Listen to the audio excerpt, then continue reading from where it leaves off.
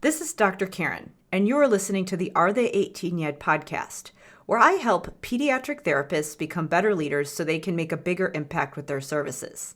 On this show, I'll share up-to-date evidence-based practices, my own experiences, and guest interviews designed to help clinicians and educators feel more confident in the way that they serve their caseloads, so they can help school-age kids grow up to be successful, kind, well-adjusted people.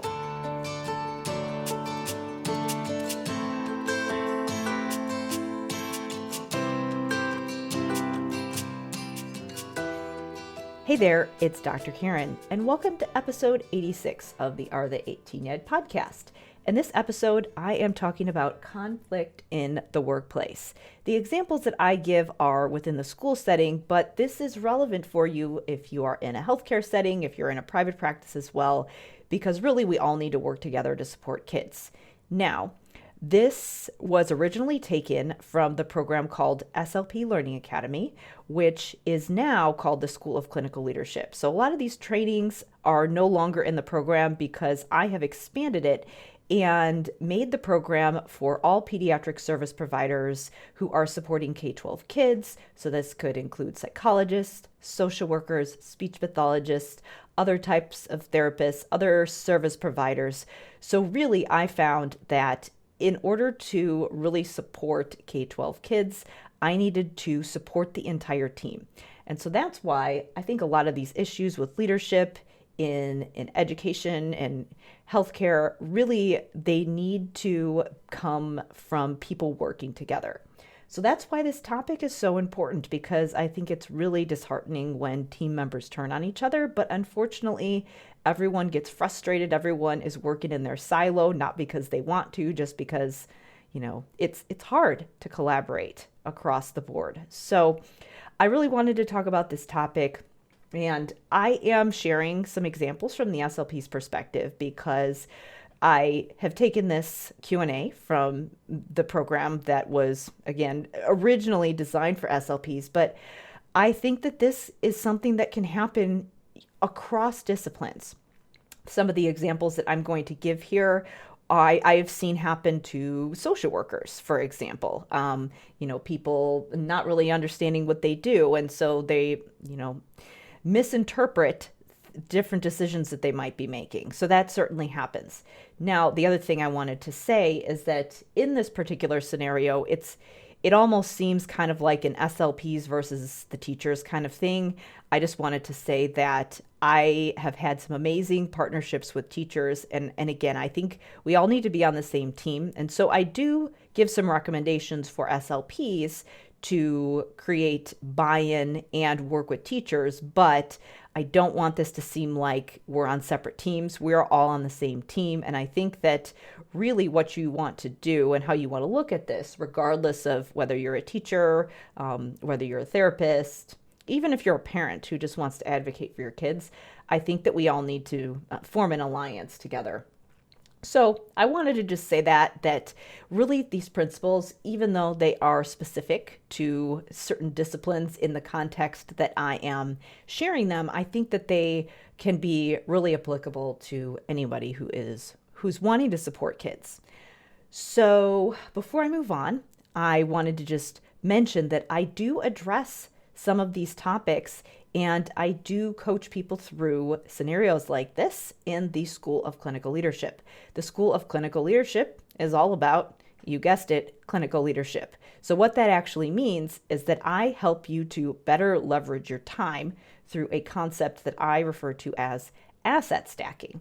And what this does is that it flips traditional productivity strategies on their head because they typically don't work. You can't fix huge systemic issues when you have an unreasonable workload. What you have to do is create one asset at a time and stack them so that you're creating leverage. What this allows you to do is create enough time to build your next asset so that you can focus on high impact things. So you can get out of the weeds. Instead of just focusing on worksheets and lesson planning, you can focus on creating protocols that are going to help you leverage your time, be more efficient, be more effective, and also pool your resources with other professionals and build some powerful collaborations that are going to help to better support kids. So there's a lot to this. There's a lot to being a clinical leader, but you can do it now, even if you're not in an administrative position. So this is a fit for you if you are in a position and you just want to be more effective in your current position. You don't necessarily want to leave and move on to something else. Or if you think, you know what, maybe I do want to advance my career. Maybe I do want to move on to a formal leadership position. Maybe I do want to see what else is out there. Maybe I want to start a side hustle or a business. This is ideal for you because regardless of whatever path you choose, the key to being successful is thinking of yourself as a leader and starting to develop some of these skills. So I share how to do that, and I coach people through that process in the School of Clinical Leadership. To learn more about how to become a member, just go to drkarendudek-brannan.com/clinical leadership. Again, that's drkarendudek-brannan.com/clinical leadership. So now please enjoy episode 86, where I talk through a number of different scenarios surrounding addressing conflict in the workplace.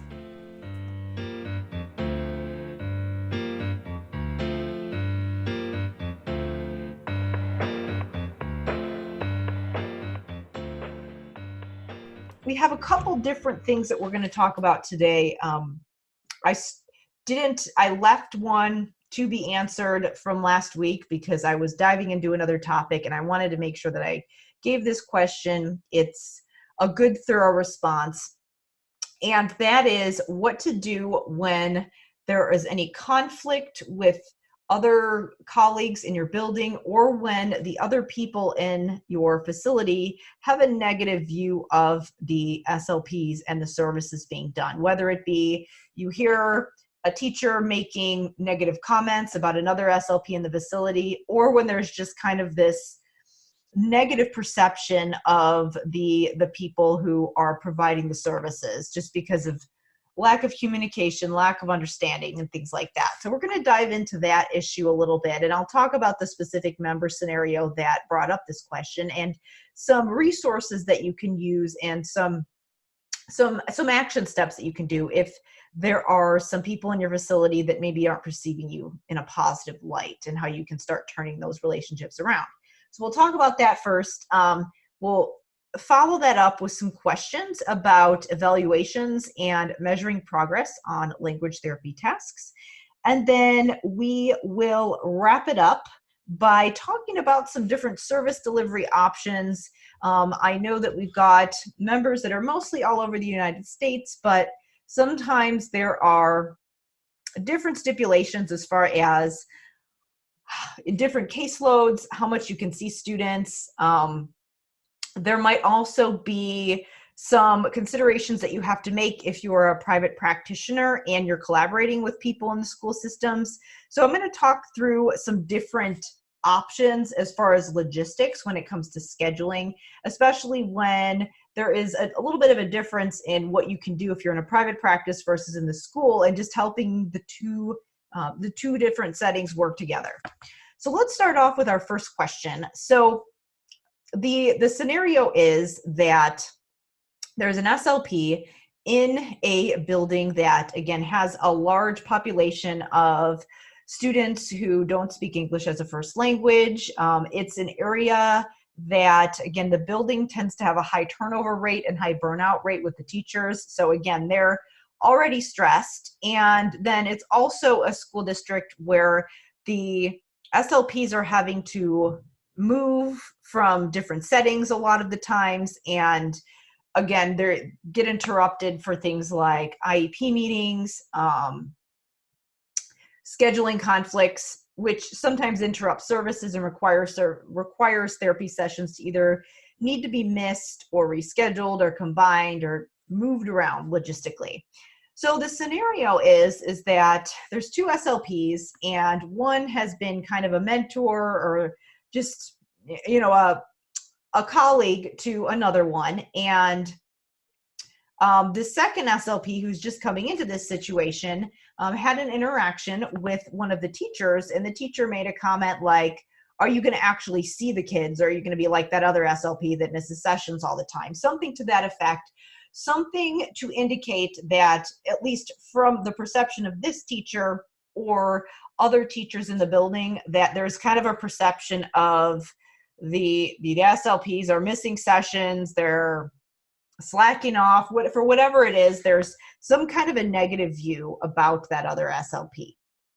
So, so the question from the member is, okay, I'm this other person who's hearing this teacher give me this input about this other SLP that I've worked with, who's been a great colleague to me, a good mentor, a person that I've connected with. And I'm not sure if she is just not making up sessions, if she's missing, or if that's just a perception of the teacher that maybe she doesn't have the full amount of information. Maybe this other SLP is just between buildings, getting pulled in a lot of different directions. Maybe there's some kind of a misunderstanding, because usually, a lot of times the thing is that we only see the surface level of what that person's job is. We don't necessarily know what they're doing all the rest of the time. So if they're supposed to do something with one of our students or for us and they're not there, sometimes the perception might be kind of negative. So the question is really, how do we handle this situation? How do I know? Do I tell this other SLP that this teacher is talking negatively about her? Do I stand up for her? How do I know if she really is not staying accountable to her schedule and things that she needs to be doing? What do I do here?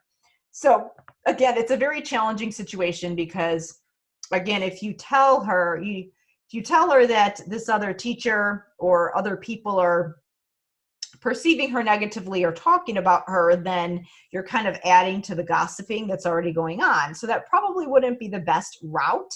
But at the same time, if there's a negative perception of the teachers, the teachers are perceiving the SLPs negatively, that's feedback that would be helpful for her and both SLPs in the building, because obviously that's going to impact the ability of everybody to work as a team.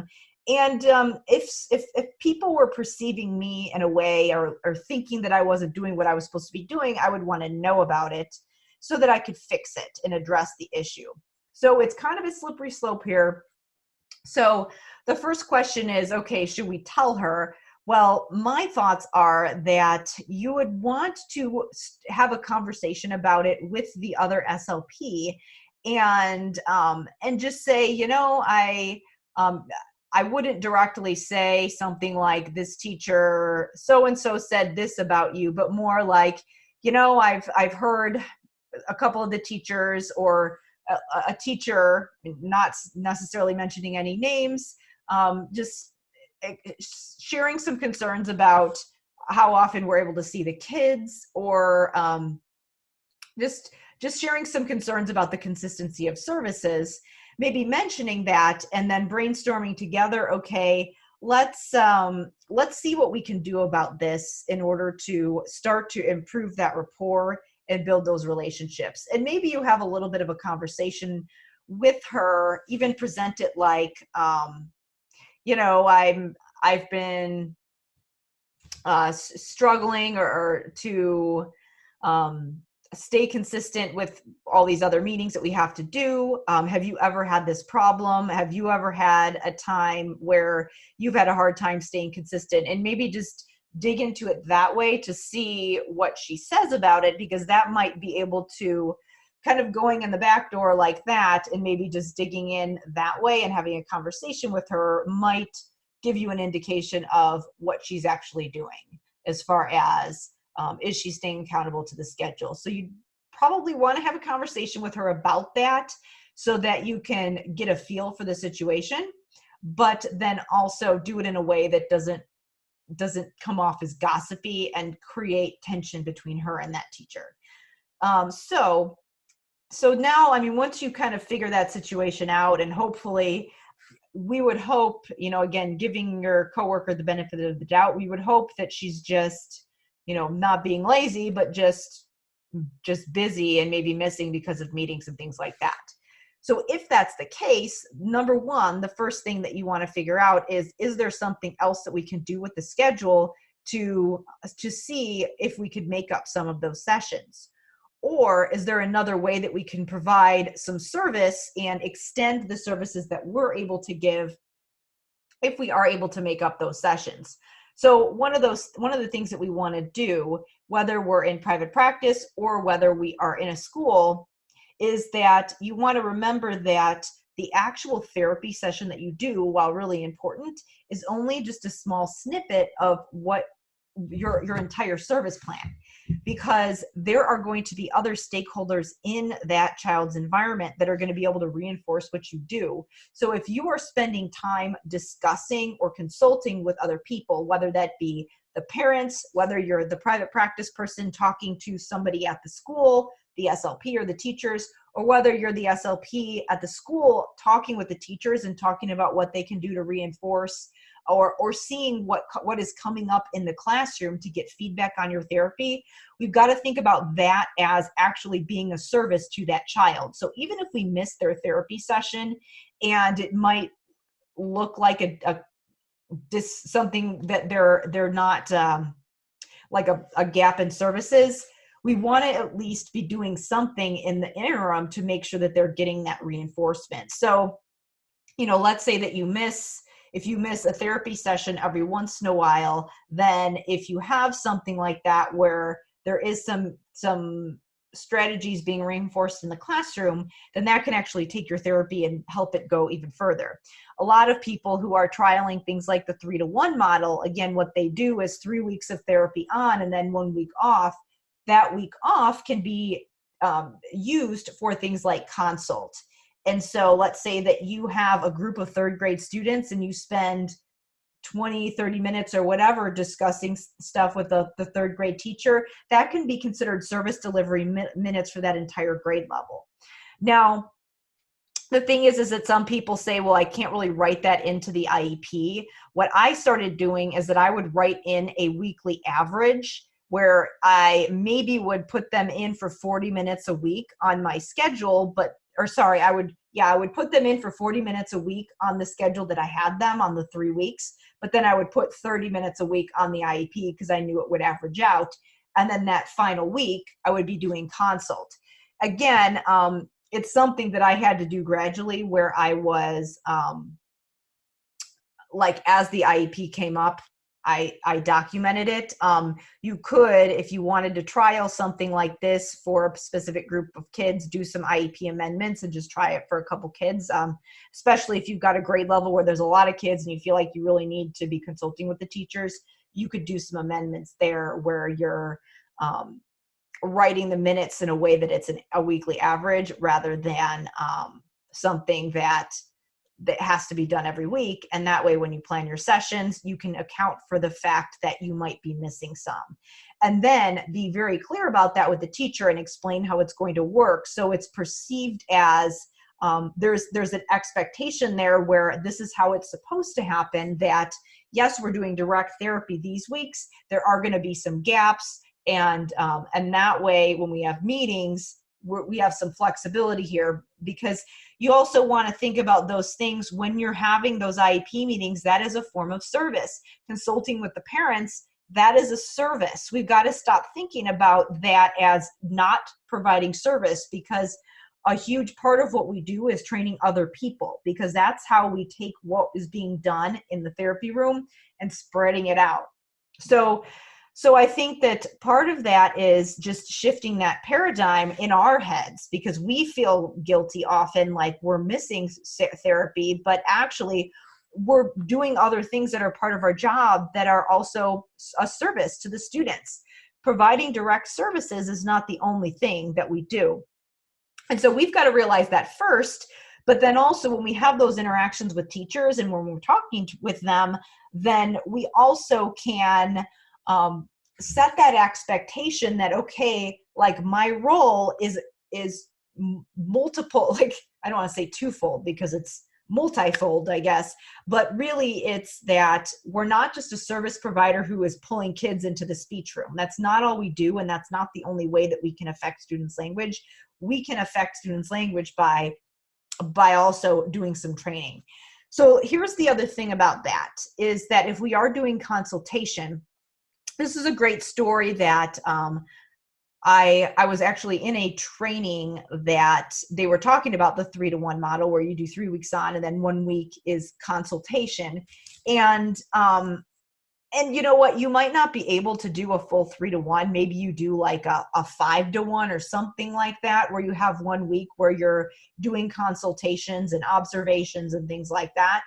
Again, doing an observation with a group of students is still a service that you can do. But anyway, she had a schedule where she would do those consultations and call parents and talk to teachers and all of those things that she would need to do in order to have some eyes and ears in the classroom, like have a pulse on what was actually going on and not just being in the weeds in therapy all day long, not knowing what's going on. So what she did was that there was this one parent who was always very combative, always would argue with the IEP team, and she never actually got the parent, but she got permission so that she could leave messages with this parent, and she just gave an update of what was going on with the speech in speech. And the IEP came around, and the parent went around and was just grilling everybody. And then she finally came around to the speech pathologist and was kind of like the speech pathologist who'd been leaving irregular messages, and she had not been getting back to her. But she comes around, and again, the SLP had not heard back from this parent. She'd just been leaving messages, but the parent had been getting them. So she came around to the SLP and was like, so you're the SLP? Okay, you're good. Like, she was like, I don't have any beef with you. You've been leaving me messages. Because of that communication, she knew what was going on. So she had an idea of the progress. A lot of times if we don't hear anything and there's no communication, it's almost like we feel like nothing's going on. But simply because the SLP was calling that parent and giving her updates on what was going on, that established some trust, and she at least knew what was going on because she heard about it. And rather than assuming, well, she's not contacting me, she must be slacking off or something like that. So just that communication made a big difference. She was the only person who didn't get chewed out at that meeting by that parent. So I think the same could be a factor here. And this is, again, if there's not that relationship, and if the teachers don't have some updates of what's going on, just simply telling them or simply making some effort to reach out to them and letting them know what's going on and keeping them up to date can set some expectations, kind of relieve some of that anxiety, and also just keep them informed of what's going on. So what that's also going to do is that it'll, again, set those expectations, and it might help you start building some relationship with those teachers and building some rapport so that there's trust. And if you are on a situation or a schedule where you can do some consult like that, I highly recommend that, because again, it's going to build that relationship. It's going to build that trust. And then that's going to make it more likely that they're going to positively view the speech department. I think probably what happened is that maybe the SLP got busy, the teacher was busy, they weren't communicating, and all the teacher's seeing is sessions are getting missed. So there's not really anything to counteract that.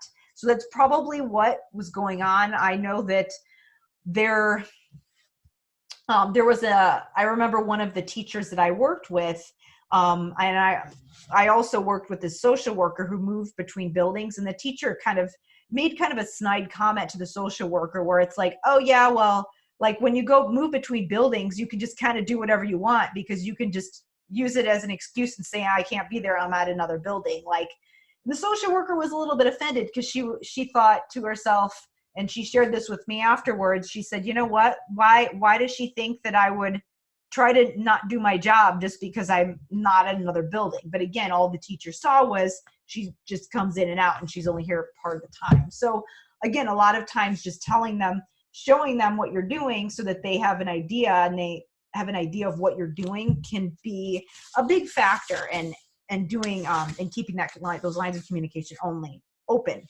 So another thing, and that can be helpful when it comes to getting teachers on board and building that relationship, is I think we want to think of ourselves. We think of ourselves as clinicians, and but we actually should think of ourselves as well as people who have to regularly market and sell our profession, whether or not you're actually. I do that all the time as a business owner. Again, marketing and selling for my business to get get people into the program so that I can help them. And the other thing that we want to think about is that even if you're not running a business, you still have to sell what you do, because we've got to get people on board so that if you make a recommendation to a teacher, that they're actually going to be open to it.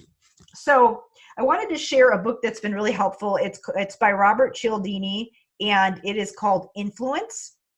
And it's all about persuasion, and it's all about what things that we can do in order to influence the behaviors of other people. Now, the book is really interesting because he actually talks about how people use these principles of persuasion to impact people negatively. So we want to be aware of that, because sometimes people use it for the wrong reasons and use it in a negative way. But whether we're using it for good or whether we're using it for bad, these principles still exist. So we want to be aware of what they are so that we can actually use them to help people do what's in their best interest, what's in our best interest, and what's in our students' best interest. So obviously, I'm not going to go into all of the principles, but I am going to cover or just touch on two really quickly that I think relate to this situation that could be helpful. So there's a couple different, I'll read some of them off here, and I'm going to dive into a couple of them. So the principles of persuasion are reciprocation, commitment and consistency, social proof, liking, authority, and scarcity. So I'm going to talk first about reciprocation, because a lot of times when we do consultations with teachers, a lot of times it's kind of like, or when I did it before and didn't get great results, like maybe people were appreciative that I was talking with them, but they didn't follow through with what I recommended. A lot of times it was because I was recommending something that actually created more work for them. And what you want to do instead is whatever you're doing that you're asking a teacher to do, or that is a recommendation for a teacher, you want to be aware of what they need, so that when you make a recommendation for something, it's something that is actually going to take work off of their plate rather than putting more on it. Because if you're just going to them and you've got an idea of, well, you need to be doing this in your classroom and this in your classroom and all of these things, then they might not put that together. They might not make that connection between where that student is struggling and why they need to do it. So we want to make sure that we present it in a way that it's clear how that's going to make something easier for the teacher.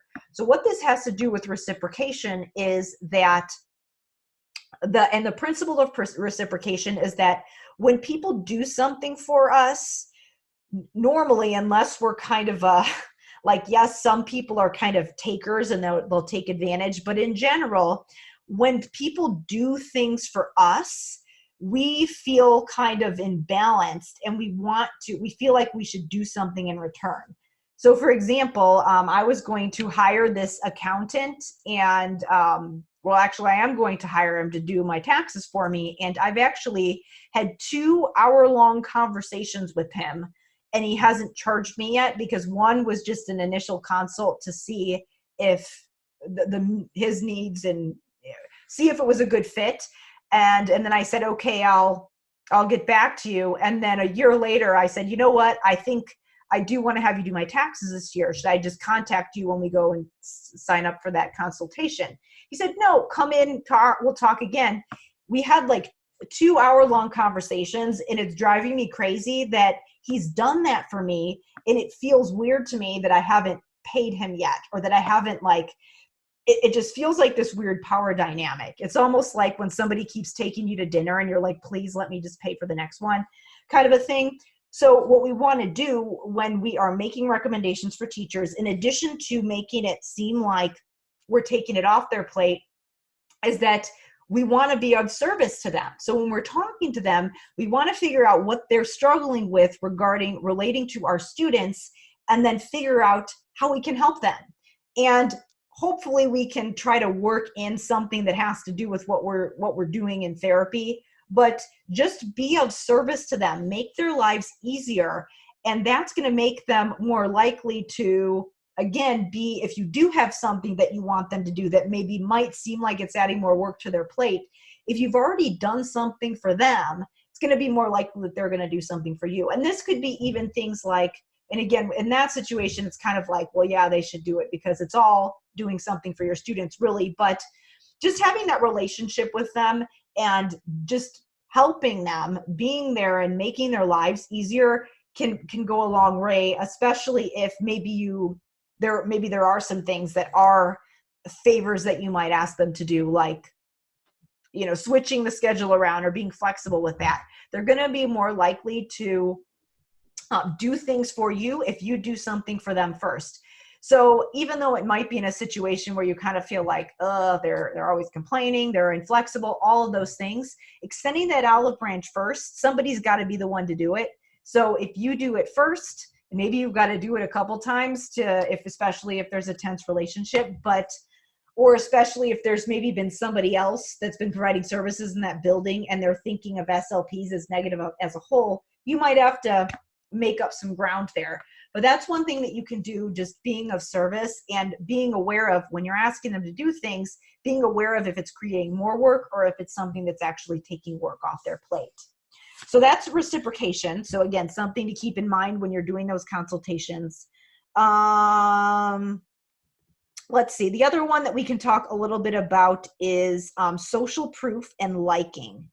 So social proof is if you ever took a research course, there's something also called social validity, which is a little bit different. And that's kind of how we perceive something, do we believe that something measures what we are saying that it is, kind of a thing. Social proof is a little bit different, and it just basically means like other people like this. And this is, for example, when businesses do testimonials, we like to see that social proof, like, oh, other people are doing this. So, okay, like we like to see that, and it gives us a sense of, well, other people are doing it, so it must be a good thing to do. So what happens with teachers is that a lot of times there is social proof can work against us if maybe there is somebody who has had a bad experience with an SLP. Teachers talk to each other, and then it's kind of the opposite, where it's like, oh, well, they're all just, they're not accommodating, they're missing services, whatever. But on the other hand, if a teacher has a positive experience with an SLP and they put in a good word for you, or they're saying that you're helpful and they talk to each other, and you can at least get one teacher on board that's going to say good things about you, then that can start building that social proof so that other teachers, again, if they talk to each other, that can start building up your credibility in that building, and hopefully can start to help get your foot in the door with building relationships. So you can, again, use that principle of social proof, like just meaning, do people say nice things about you? Like, are they saying that you're helpful, or are they saying that you're unaccommodating and things like that? You just want to be aware of that and see what you can do to just, maybe if that even means when you're doing consultations, getting in with the low-hanging fruit and the teachers that are already asking you for help, that maybe might be a little more open to it, especially if you've got a building that, maybe teachers have had a bad experience with service providers before. So keep in mind social proof. And then the other one is likability. Obviously, that we like to work with practitioners that we like. We like to work with people who are like us. So I've heard mixed things about, I had one friend of mine who said, don't eat in the teacher's lounge because it's just a gossip fest. But my advice would be mindful if you're going to eat in the teacher's lounge. Be mindful if you're going to go to some of those other little extra times where you might socialize, because yes, you don't want to just go there and participate in gossip and negativity, but if you can go there and start making sure that maybe you try to eat lunch in the building, or get there at the beginning of the day when you can talk to people. I know sometimes in one of my buildings, a bunch of teachers would just hang out and drink coffee in the morning before the kids would get there. and just kind of chat. So you can get an awareness of when those things happen, and just maybe, and you don't have to do it every day because you've got a million other things to do, but if you can make it a point to at least just have some small talk for the sake of building relationships and just learning about your coworkers, then that can actually go a long way. So again, do it strategically. Do it in a way that you that will allow you to build connections, not just mindless chatter about whatever. Do it in a way that maybe strategically will help you build connections with other people, because again, we like to work with people that we like, and we're more likely to trust those people. So again, that can add to that social proof as well. So those are my recommendations there. Again, that book, I'll put a link below the video, but it's Robert Cialdini, Influence. It's a great book to figure out how to not just influence, not just teachers, but your students, other people you work with, parents, anybody who you want to influence for the sake of helping them do what's in their best interest.